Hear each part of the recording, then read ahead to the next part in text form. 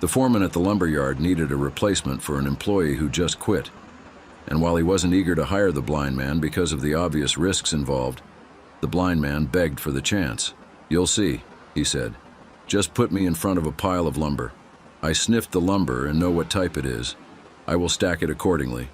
So the foreman agreed to give it a shot, positioning the blind man in front of a stack of wood. He asked what type it was. I said, the blind man, taking a deep breath, pine 12-foot, and stacked it in place. The foreman was surprised and repeated the test with oak and redwood, fir and mahogany. But the blind man didn't miss once.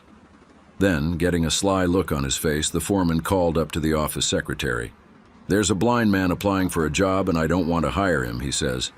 "He can tell what kind of wood we have just by sniffing it. I want to confuse him. Come back here, take off all your clothes and lay on top of that pile of wood."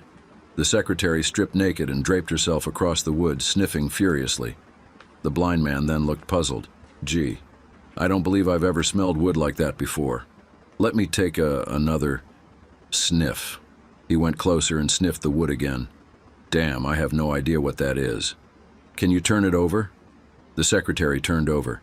The blind man went near the pile of wood and took another deep sniff. "Well," the foreman asked, "what kind of wood is that?" Said the blind man.